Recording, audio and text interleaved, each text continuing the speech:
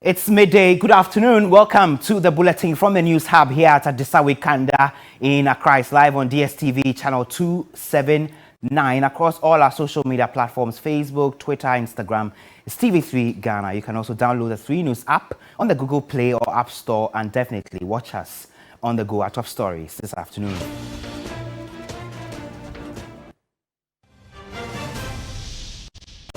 Government asks Ghanaian residents in Ukraine and over 1,000 students to shelter in their homes or in government places as Russia invades Ukraine. Also this afternoon, lectures begin at the Kwame Nkrumah University of Science and Technology following the suspension of UTAG strike. Meanwhile, UTAG members from 2 chapters vote against the association's decision to suspend its industrial action. And Women Caucus in Parliament condemns treatment of Dom Kwabenya MP Adra Safo, vowing to reject any move to get her out of Parliament.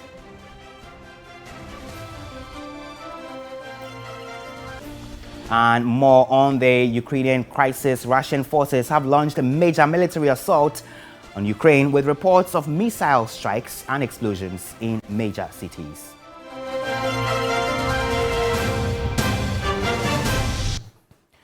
We have details of these stories, including sports and entertainment, over the next 60 minutes if you stay with us here on TV3. Let's begin this afternoon, however, from here. A crunch meeting between leadership of the Ghana Union of Students and the Foreign Affairs Ministry is currently underway over the crisis in Ukraine after Russia launched an attack on the Eastern European country. The meeting is exploring possible options to get Ghanaian students in Ukraine to be evacuated amidst growing tensions there. The General Secretary of Nukes Ukraine chapter is currently in Ghana and is part of a meeting ongoing on the crisis. In a statement, Nukes urged government to prioritize students and ensure they are protected. Now, my colleague with the News Planning Desk, Dennis Wedam, he's joining me with details of a statement from Nukes. Now, Dennis, what more is Nukes asking of government? Well, so Nukes is concerned about the safety and welfare of students in Ukraine right now, and they are calling on government to, as a matter of emergency, bring those students home, or at least move them to a place where they'll be safe. Nukes observed that in the midst of all this, some countries have prioritized the evacuation of their own citizens, including students. They've also observed that some people have actually fled the country, including the chapter executives of Nukes in Ukraine, who have come back to Ghana and have advised them that they need to work together with government to get their own students out of the country right now. For the students, they think that we've been here before or something of this sort has happened before, so they can just rely on the strategy that was used by the Ministry of Foreign Affairs at the peak of the COVID-19 to evacuate students from China back home, that they can still use the same approach to bring the students back home. So they're also saying that they're willing and ready to work with government on that score, and I guess that's the reason for which there's currently a meeting underway at the Ministry of Foreign Affairs to have the students brought back home. And does the statement in any way say what other countries are doing to students in Ukraine specifically? Yes, so the statement recognizes that in Ukraine, other countries have prioritized the evacuation of their citizens, especially students. So that's the reason they're also concerned that it's not safe for the students to continue to be there. They think that the students should be brought back home or at least moved to the western provinces of Ukraine, where they think that it's a bit safe there until the matter is settled before they can go back. Dennis will stay with me a while longer because in the last few hours, we know the Ghana Foreign Affairs Ministry has been reacting to the happenings in Ukraine and specifically with respect to the students who are calling for help. And Dennis, what does the tweet from the Foreign Affairs Ministry say? So the tweet from the Foreign Affairs Ministry is basically a recognition that they know what's ongoing there and they're concerned about the over 1,000 students who are currently in Ukraine. For them, they've advised the students to stay at home where they are or move to government places or shelter places where they can take shelter there for the meantime while they engage with authorities over there, in Ukraine, to see if there could be a way forward. It's not exactly clear if there are plans to evacuate them, but for now, the ministry is advising them to take cover at places that they will be safe. Okay, thank you. Dennis Wedam there, he's with the News Planning Department. So that's the latest situation in Ukraine, and that meeting at the Foreign Affairs Ministry is currently ongoing. We'll be getting the latest from there, also crossing over to Ukraine to speak to the Nukes Ukraine president, who has been, in connection with us over the tensions in that part of the country. But as the tensions continue to rise, the Ghanaian community, that's 1,700 plus students and 150 non-resident students, including academia, confirmed safe and accounted for as of this morning. The Ghanaian mission in Kiev and other neighboring countries are making arrangements with airlines and families of students to be ready for evacuation. The Ghanaian community is safe, despite the early morning killings that we all woke up to. As of last night, there was a state of emergency which was declared. And because of that, I sent also messages to them. So I would say that our people are safe and have spoken, with some even this morning. Where we are now, if we have everything, we cannot evacuate because the airspace of Ukraine is currently shut. What can be done is if we identify any areas that prove to be problematic or people will be vulnerable there, to relocate them or evacuate them to a safer place. But we had all this in plan, knowing, things would develop. So already the mission and the ministry was working on the modalities to get, the students out. And we woke up to this. So it's actually what we have now. So if there will be any evacuation, it would be an evacuation to safer places. We ourselves are looking at the situation as it is now and just using maybe geographical location. If a place is so close to the Russian border, we would rather want people to move from there. It doesn't have to be whether there is noise or there is no noise there, but that is what we are doing now. I had a communication also with the Ministry of Foreign Affairs of Ukraine, and they advise that people stay calm. Studies have been halted for today, and looking at how things would develop, they would come back. So far, the Ukrainians have given us all the help we need. It might also interest you to know even other Ghanaian missions also were interested to know what is happening to us. So I could see all hands on deck. So you just heard there speaking to us a short time ago, Dr. Albert Kicha is the honorary consul designate of Ghana to Ukraine. Let's cross over now live to Ukraine and speak to President of the Nukes Ukraine chapter, Dr. Philip Bobbie. Thank you, Dr. Phil. I imagine you and the rest of the students you are in touch with are safe as we speak? Absolutely. We are all safe as it stands now. Okay, great. Now, let us know the situation in terms of other countries and what they are doing with the students who, of course, you are in classes with, etc., amid the crisis and the tension. All right. So I think India embassy has been great so far. They announced, they've been on matters, they've been on top of matters, honestly. They addressed the situation as and when it came, as and when it escalated. So they even organized flights, commercial flights really, to send Indians home, because we have a lot of Indians here in Ukraine. So there's that high demand for such approach. So the government did that for them, and then they were being evacuated, but they were paying for it, of course. But the schedule for that flight was to be today on the 26th, and then I think on the 28th. But because of the situation now, I think yesterday I was in touch. This dawn actually, I was in touch with a few of them. They were not allowed to leave as Russia started the invasion this dawn. So the flights were cancelled and all of that. So some of these students are trying to relocate to safer regions and parts of Ukraine. So that is the situation now. And you are calling for intervention by governments, for example, if they could evacuate you and the rest of your members, over 1,000 of you. Has there been any response to the appeal since you made it beginning last night? Absolutely, absolutely. We've had a response, just as we had from the honorary consul designate mentioned. Embassies were reaching out to help us, and as of now, we are even in contact with Switzerland, and then we are preparing a communique for them, like an update on matters so far, give the report so far as well, and then also give them possible scenarios of evacuation. Just as he said, airspace is closed now, so we have to now start looking at other options. So that is what we are trying to establish. We are also even giving them the updates in case the airspace becomes open. Okay. So we are also providing such updates to them so that immediately it becomes available, our students will be evacuated. Just before I let you go, before I got on air, there was news that a lot of individuals have thronged banks to withdraw their monies as the tensions escalate. For example, are you and your students able to have enough supplies so that while you are keeping safe in shelters or wherever you are, you can feed yourself and sustain yourselves? From the reports I've had so far from my correspondent across the cities, I think most of our members haven't been able to do that because we are all caught by surprise. They started at dawn. Some were sleeping. They had to be woken up by their friends and families who heard the news first. So by the time we heard these things to, take these actions, we were late to that. By that time, some ATMs were not working.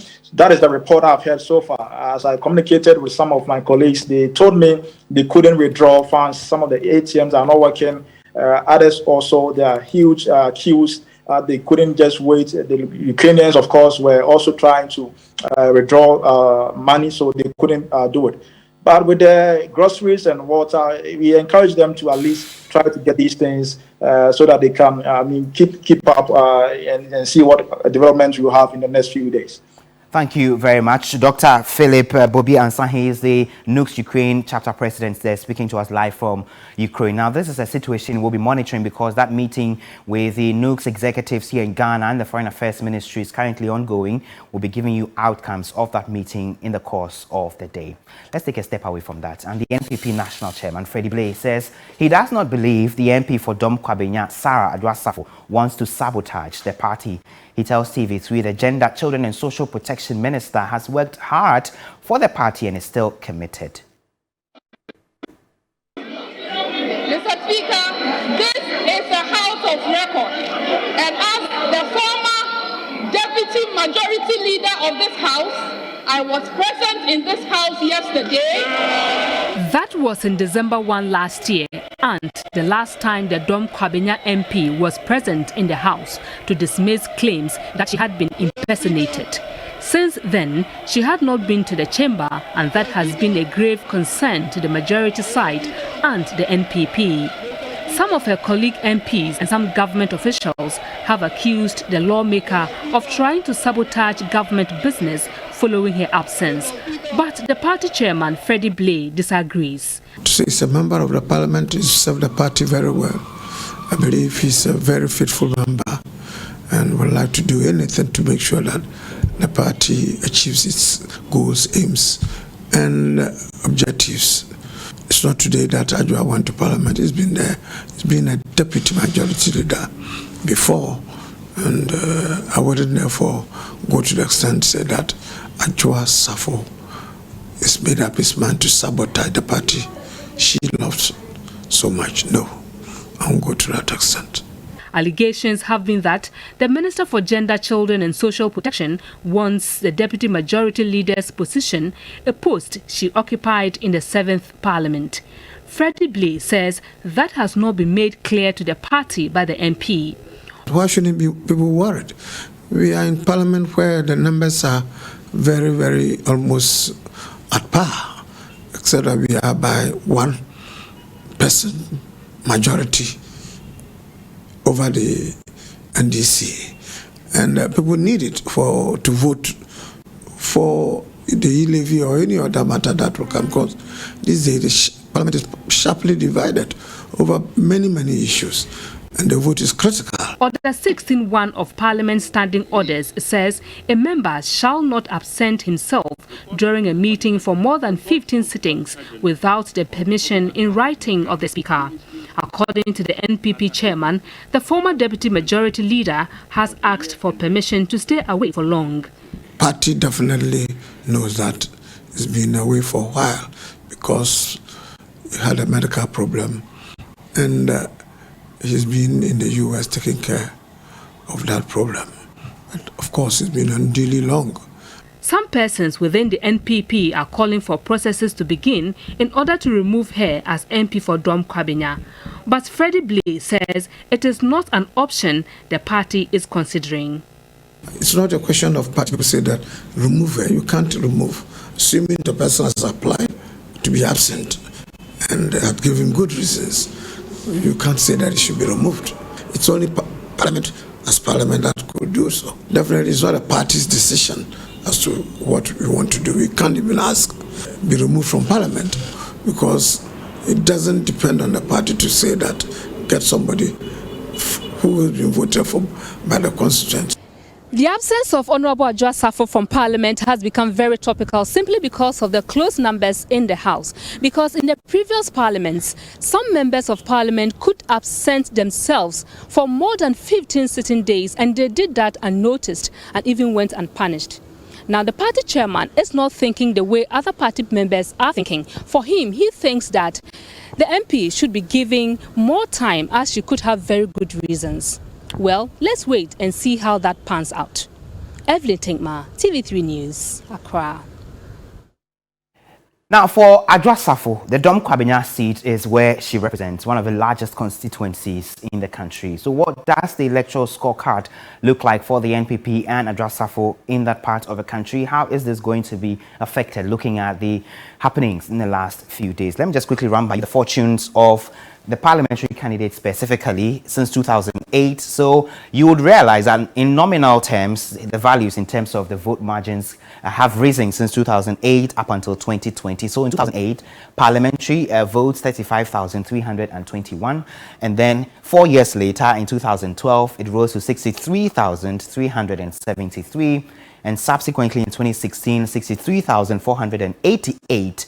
And then in 2020, it rose further to 75,045, representing 58.35% of the total votes at the parliamentary level. So those are the figures of Sarah Adwoa Safo in the constituency. Now, some updates on the running issue on this particular subject. Now, the Women Caucus of Parliament has been wading into this as pressure mounts on the Speaker to declare her seats vacant. Now, let's hear from Vice Chair of this particular committee in Parliament, Comfort Doyo Gansa, who is also the MP for Adan and also the Vice Chair of this particular committee. I know there are a lot of stories. This one is saying she said this, she said that. We have not heard from her. It can be a strategy to take her out of Parliament. You believe there's a strategy? From which side? All the allegations from her that they said is from her, that she said she need this, she need that. Politicians at times strategically they can put all those things because they know she cannot come out to tell the whole world what the problem is or what is bothering. Do you believe that she's making those demands? No, till I speak to her, I don't believe. And I don't believe she can make that demands. They should stop doing that to women. I believe that she's the one who is delaying the majority from getting the E-levy passed. Then what is delaying the majority? What do you pick up is delaying the majority from getting the E-levy passed? Just the front line. And few of them who are interested in this E-levy, apart from Adwoa Safo, they should tell me the day they have been able to marshal 137 people to the chamber. They should tell me one day that they have been able to marshal 137 people to the chamber. If they add Adwoa Safo, it will be 138. A lot of them are not interested in the E-levy, but just that they can't talk. We get the indication that apart from Adwoa Safo, there is one other MP who is also a Minister of State that we understand is in this. Has this come to the attention of the minority? You are a deputy whip. If they can marshal 135, if they can marshal people to the chamber, and even they get Adwoa Safo into the chamber, they can still not get the number. Where is the remaining two? If you ask them, they will tell you. They will be hiding it, but they are pushing all the blame on Adwoa Safo. Let me tell you, they find it difficult to bring their people into the chamber. Why? I don't know. If you bring, it's not every bill that they will be interested. Because, look, the Adwoa Safo constituency, I learned about 78% of the people said no to E-levy. Even if she is here. No to E-levy. A lot of MPP, they say no to E-levy. Because you know what the government is going to do now? Now you want to pay insurance, you pay through Momo. You want to pay any bill government bill, you pay through Momo, so that they can charge you there. Because if you go there, you want to pay cash, they will tell you they don't take cash. So you think it's a small joke, that e-levy issue. Oh, this one is pickpocketing. So internal generating pickpocketing. What is the...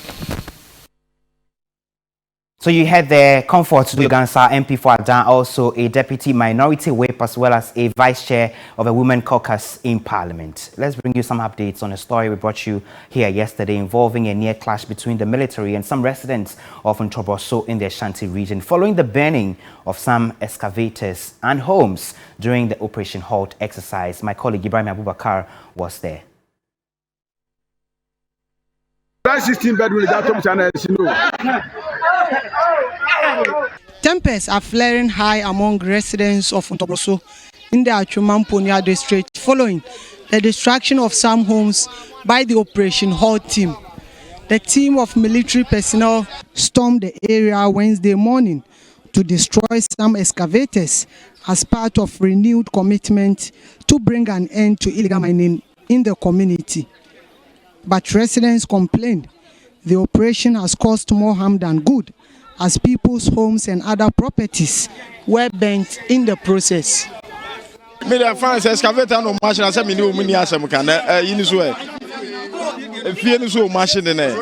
We have no qualms against the burning of the excavators. What about the houses that have been destroyed?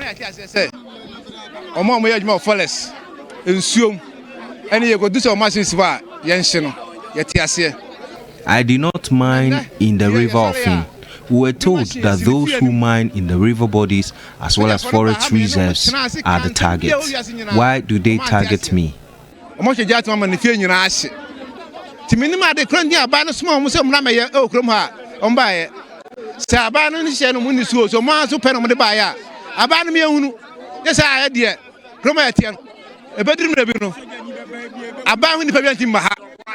For residents, the operation has rather caused fear and panic among them. Their plea is for the government to regulate the activities of the team to prevent such occurrences going forward. We will be monitoring development and update you subsequently. Ibrahim Abubakar, TV3 News, Ntobroso, Ashanti region. Well, the update on this particular story is that the Central Command of the military has launched full-scale investigations to unravel circumstances that led to the burning of a house in Ntobroso during the anti-Galamsey Operation Halt exercise there. The General Officer Commanding of the Central Command of the Ghana Armed Forces, Brigadier General Joseph Afor, addressing the media in Kumasi, assured no one will be shielded. I must say, the operation was very successful, but sadly, an unfortunate incident happened during the operations. Around 07:30 hours, one of our teams deployed at Ntobroso at the Echuma in Ponua district sighted 4 excavators which have been used for massive destruction on the River Ofin. These excavators were moved and parked close by the river, which is also close to the settlement. 2 excavators were set ablaze, but tragically, a close-by house which was being used by the illegal miners as a fuel storage to supply fuel for the excavators caught fire. This happened because, though the house was quite far from the burning excavators, the fuel spillage from the house to the excavators also caught fire, causing the fire to travel to the house. Fortunately enough, no lives were lost. Efforts on the part of the personnel, our personnel present to prevent the fire from reaching the house was thwarted when the locals started attacking them with stones and other offensive implements. The personnel called in the fire service around Nkawe, and on their arrival, they were equally assaulted and their fire tender destroyed. You heard the Brigadier General Afor, the General Officer Commanding for the Central Command, there speaking to the media on the developments in that part of the country. Now let's still stay in the Ashanti region because lectures have begun at the Kwame Nkrumah University of Science and Technology following the suspension of UTAG strike. My colleague Ibrahim Abubakar has been monitoring events on campus. He's joining me with the latest. Ibrahim, I see you are standing not too far away from one of the, either it's a lecture hall or lecture facility. Tell us what the situation is. Well, like you rightly mentioned, lectures have begun here on the campus of KNUST. In fact, this morning, I sat through some of the lecture halls and observed what was going on, and I realized that the lecturers are taking them through the course outline. Remember, since school resumed, lecturers have not stepped foot in the classroom, so they are now taking them through the course outline, awaiting for a voting by the KNUST UTAG members tomorrow so that they will see what to do next. But for now, they know that they have resumed and classes are ongoing. Some classes today, some students told me when they went to class, the lecturers did not turn up, but the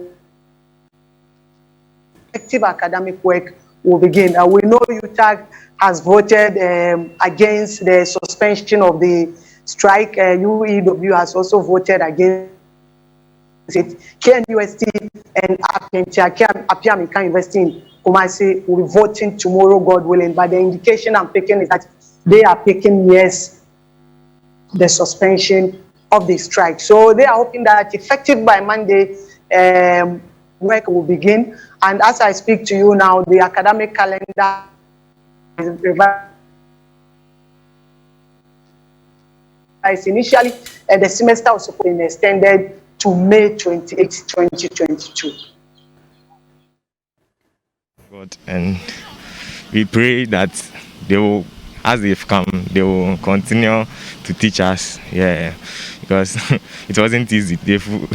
I don't know how to say, but it seems our time has been wasted. Yeah, our time has been wasted. So we pray that we can catch up. Yeah, so that.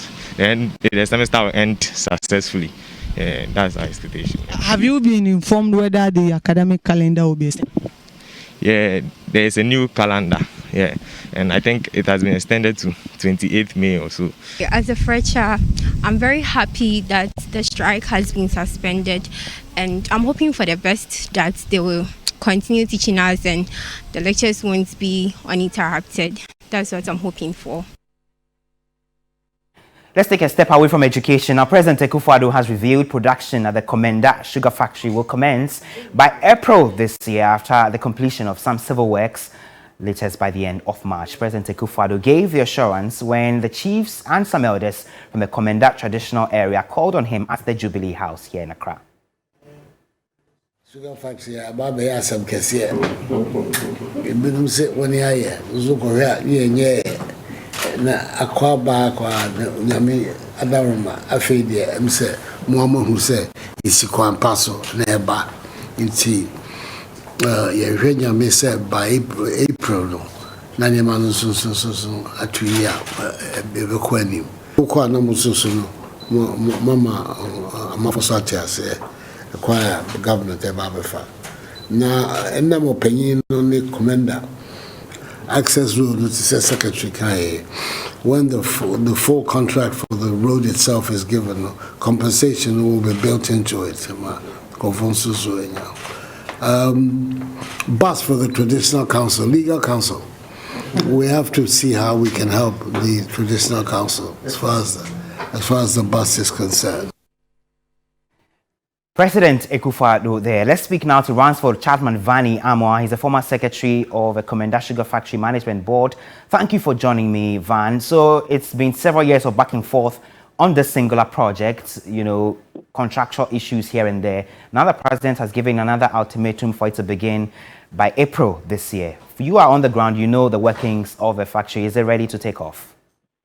Yeah, good afternoon and good afternoon to our viewers.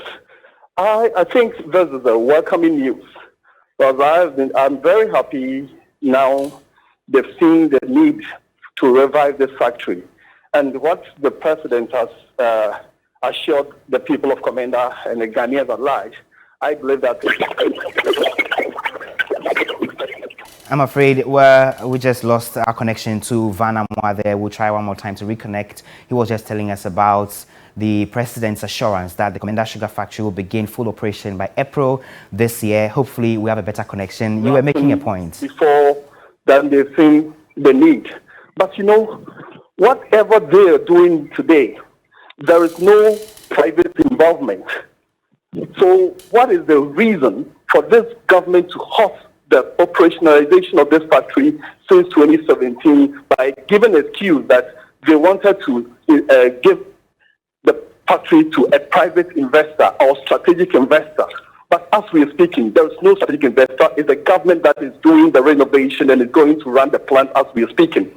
So the president or the government, they were not ready. Basically, that was the whole issue. But as it is, I believe that the people need jobs. This factory will help, and it will also give employment to our people. So we should all welcome this news. It's a very welcoming news. But a question that I would like you to ask the government is that the president also indicated that they've acquired about 20,000 acres of land for the cultivation of sugarcane to feed the factory.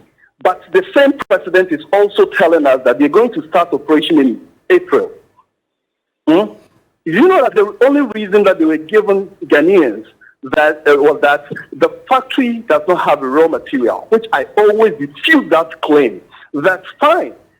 There are existing raw materials available. The sugarcane outgrowers within the catchment area, they could supply between 150 to 300 tons every day. And that is the short-term plan of this factory. So in the medium and the long-term plan, what you need to do is that you also help the outgrowers to expand their acreage. Then you, as a factory, you also develop your own plantation. That's the 40% of the needed raw material, so that the 60% will be supplied by the outgrowers. We talked about this issue, they thought we were joking. But today, as the president, if they are now renovating the plant, as I can testify that there are some renovations that are ongoing, when they finish the renovation by March, as they reiterated, and they're going to start the production in April, where are they going to get the raw material to process if they are not going to depend on the existing outgrowers as we used to do? Okay, thank you. These are issues that are going to be fleshing out in the coming days. We will ensure that we put these questions to the Trades Ministry that has oversight over this particular project. You heard there Van Armah. He is the former secretary of the Commander Sugar Factory Management Board. They're speaking to us. Let's take a step away from that. And staff of GTP Tema poured onto the street earlier to demonstrate poor conduct or the alleged conflict of interest activities by managing director of the company, Fatoumata Doro. The workers are unhappy that managing director is from Niger, claiming that work activities have never been same ever since she assumed the office. The registrar or the register, they've been registering their displeasure at a protest early in Accra. So they will be bringing you details of that subsequently if you stay with us here on TV3. So essentially work ground to a halt for the greater part of the morning. Meanwhile, General Secretary of Industrial and Commercial Workers Union, Morgan Ayawene, has directed workers of the GPT not to work until the managing director is sacked. Ghanaians. So we must fight as patriotic citizens. Yes. And I believe government would take steps to ensure that our struggle, our numerous visitation at government circles to make a case for Texas Ghana Limited and all the sector. You're still watching Media Live from the News Hub here at Adisa Wikanda in Accra. If you stay with us after this break, we'll bring you stories in business.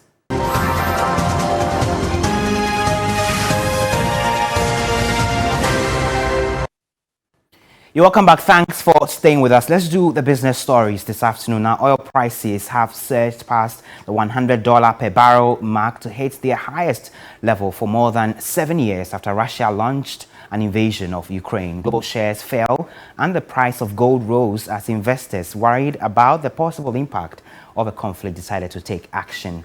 Russia is the second biggest exporter of crude oil and is also the world's largest natural gas exporter. The price of oil topped $103 a barrel, and one motoring group said UK petrol prices had hit another record high. This, experts say, will trickle down price of petroleum products across the world. UK consumers are already paying a high price for energy and fuel, with demand surging following the easing of COVID-19 restrictions.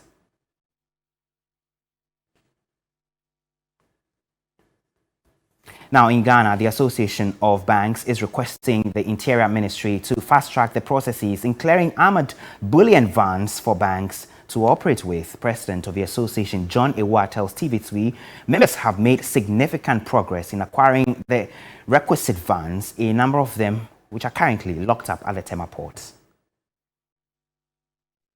Banks have taken all the steps that we have to take. We've had elaborate discussions with our service providers. You know, cash in transit is largely outsourced. Unfortunately, approvals have not been forthcoming. As we speak, we only have one or two approvals in place that the industry could use to bring in the vehicles.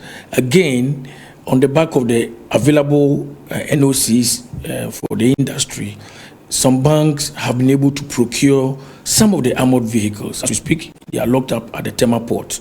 They are not able to clear them because they do not have the clearance from the Interior Ministry. So we can understand that for security reasons, certain processes have to be put in place, which the Interior Ministry is working on.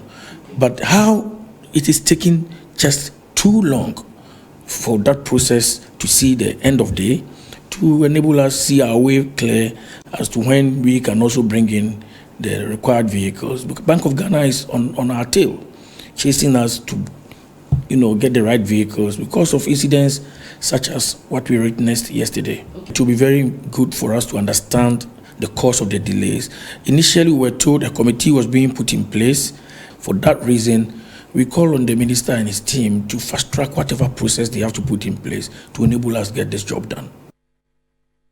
Now, the Ghana Union of Traders Association, GUTA, is asking consumers to expect some price increases following the adjustment in the benchmark values. GUTA President Dr. Joseph Obeng spoke to my colleague, George Queenie.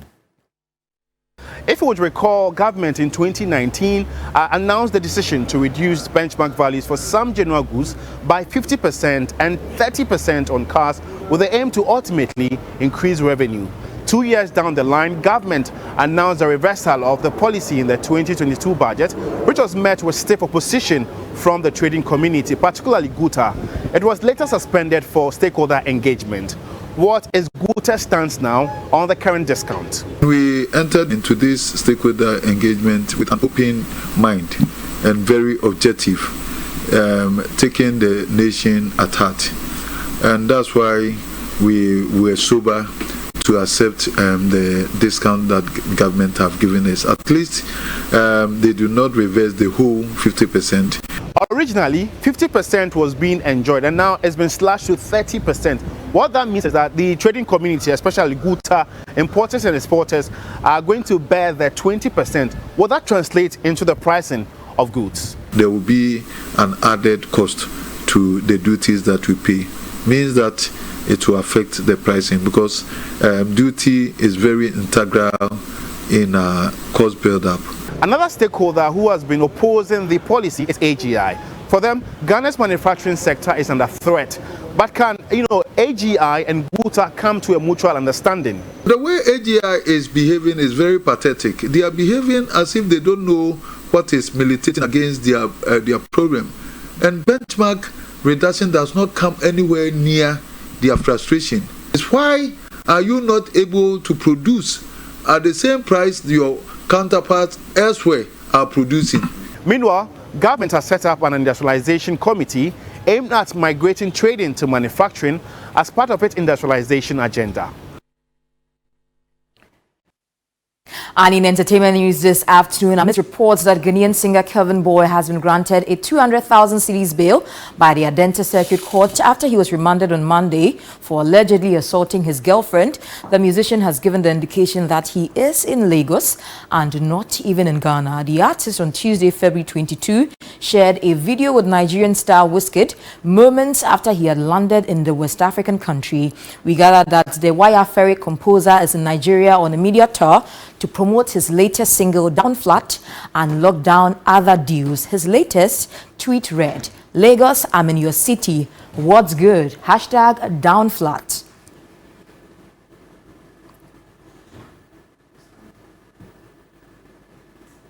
And now to some other stories. Ghanaian dancehall artist Stonebwoy has suggested to the Musicians Union of Ghana to allow a private entity run the affairs of the union. According to him, the private entity would be able to carry out that mandate with support and collaboration from the government. Musicians Association of Ghana, I think a private entity should take over the affairs and let's run it in collaboration with the government, he posted on Twitter.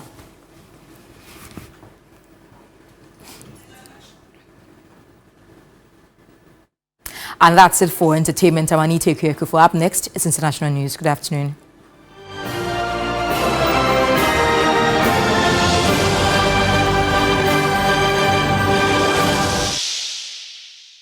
Time now to discover the latest news making headlines beyond Ghana's borders, including the latest with respect to the Ukraine-Russian crisis. Russian forces have launched a major military assault on Ukraine with reports of missile strikes and explosions near major cities. People have been trying to flee the capital, Kiev, and there is a palpable sense of shock. Russian President Vladimir Putin warns that Moscow's response will be instant if anyone tries to take on Russia. The European Union says it is one of the darkest hours for Europe since World War II and Russia will be hit with massive sanctions. Ukraine urges the UN to do everything possible to stop what it says is a full-scale war. US President Joe Biden has vowed that the world will hold Russia accountable, predicting major loss of life. Kenya's President Uhuru Kenyatta has officially endorsed opposition leader Raila Odinga to succeed him in the presidential elections set for August 9. President Kenyatta urged his supporters to back Odinga's bid, saying that he had the best interests of the country at heart. He said Odinga understood where the country was heading and that he would therefore be at peace to hand him the leadership mantle. This will be the fifth time Mr. Odinga is running for president, and many believe it will be his last. The president's backing of Odinga has led to the political isolation of Deputy President William Ruto, who will also be seeking the presidency under the United Democratic Alliance.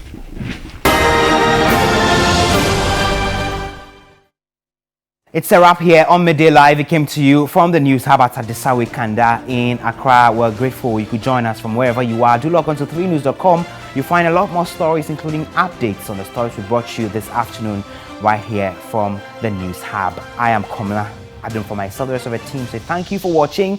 Keep with us here on TV3 because we are the first news, best in entertainment. Good afternoon.